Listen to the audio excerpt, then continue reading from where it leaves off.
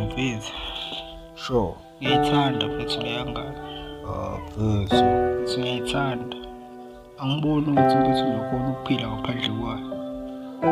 Ngiyayithanda mfethu leya ngane. Ngiyayithanda. Mfethu. Unento engitshela yona mfethu ukuthi hlehla mfethu. Hlehla kuleya ngane. Uyabona ukuthi lona la ingane la ithanda. Mina mfethu ngiyayithanda nje uhle. Mfethu hle. Ngikwazi mina mfethu ngamane ngife. Angisazi-ke mina ndoda ukuthi kumele ngenze njani ngawe.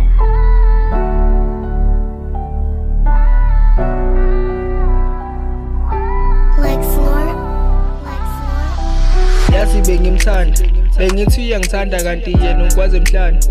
Sebona abangcono, sebona amapholo, inhliziyo ibiphola ngambona ehamba ngepolo. Ngavela qala phansi laphela uthando noxolo.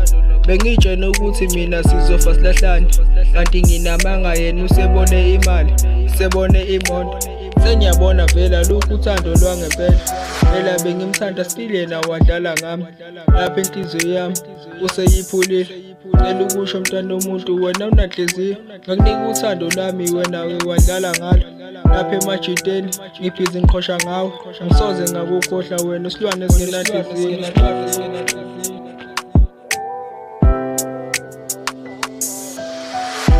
Uthando lami nawe lunamandla, ubangani nawe ubuqhosha ngami, kodwa manje usuhambe nezimali.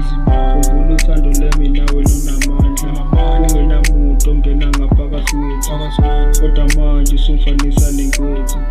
Unankinga ntombazane uzobuya, usuhala kukhethile abanye. Thando lwami, yazi ntombazane bengithanda, wena wakhetha ukudlala ngami, yazi bese ngiqhosha ngawe. I started to believe in true love, into ebengingayikholwa ukuthi khona.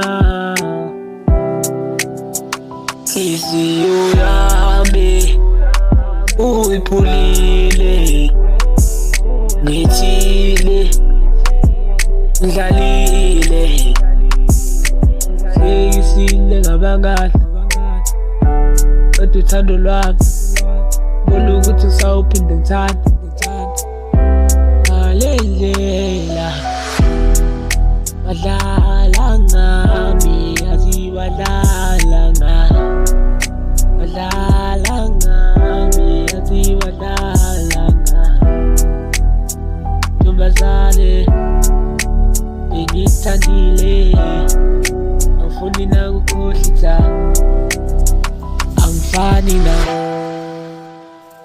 Wangitha, wangidlala, wangihetha.